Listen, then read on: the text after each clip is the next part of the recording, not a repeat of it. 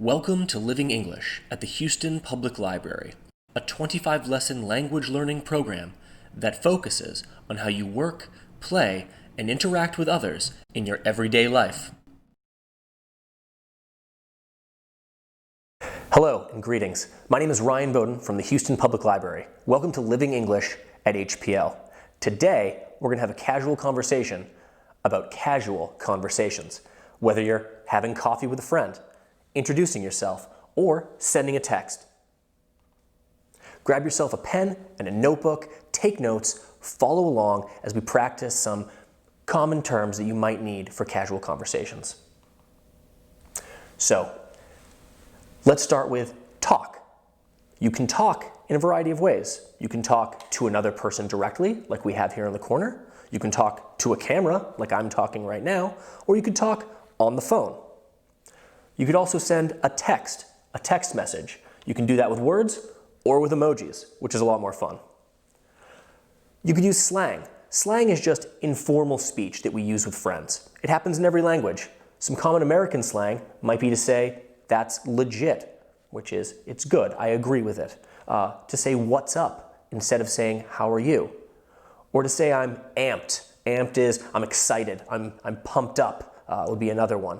So those are just a few slang terms. In Texas, you could say howdy instead of saying hello, which is just a fun way to say hi to people. And then finally, you can use body language. Body language is your gestures, your facial expressions. It's how you use all of these things to communicate how you feel, whether you're interested or disinterested. So, speaking of body language, let's talk facial expressions. Here's a few common ones. Happy. Give somebody a smile. If you're sad, I don't have the tear, but you get the idea. Surprised. And then finally, anger.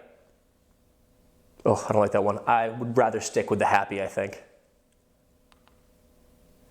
And then gestures. You could wave to someone to say hello, or wave them over. You give somebody a thumbs up if they've done a good job. You can point at something to indicate that is what you're talking about. Or you could tell somebody to stop if you want something to stop. So, let's take a look back at the vocab that we just used, and let's see if we can unscramble it to form a word. So up here, you see that I have a scrambled word with a bunch of letters, and when you write it out as a word, it becomes slang. I'd like you to try that for these ones right down here. Go ahead and pause the video, take a few seconds, and see how many you can get. I'll give you a second. All right, how'd you do? Surprise. That was a surprise. Then we have gesture. Then we have body language, thumbs up, and wave. Well, let's wave goodbye to this activity and move on. So, now that we have some of the vocab terms down and we want to have a casual conversation, we may need to know how to ask a question because you may want more information. And that's what's going to carry the conversation forward. So let's practice asking a question. We can do it in a bunch of different ways. So first, up here in the left corner, we have who. You ask who if you're wondering about a person. So who are you talking to? Well, I'm talking to you right now. What are you looking at? What refers to a thing. So when I ask what are you looking at, you're looking at your screen. When refers to time.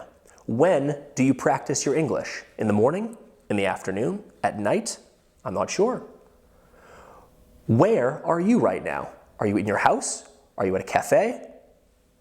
I'm at the library. Why are you going to the store? This is a cause or a reason. So why are you going to the store? Because I need chips or some milk. How is information or an explanation of something. How do you ask a question? Well, I'm trying to explain that right now. And then how much or how many refers to an amount. How many examples do you need? Well, I hope that's it, because that's the last example I have. So let's try this. If we look, we have our questions up there at the top. Who, what, when, where, why, how, and then how much or how many. So what would this be? It would be when is your birthday? When is your birthday? Well, my birthday is in February. Don't forget to send gifts. Now I'd like you to try. Use the same questions that we have at the top and try to fill in the blanks. Stop the video, take a minute or so. I'll give you a second. Okay, let's see how we did. Well, we already had when is your birthday. That should not be a surprise.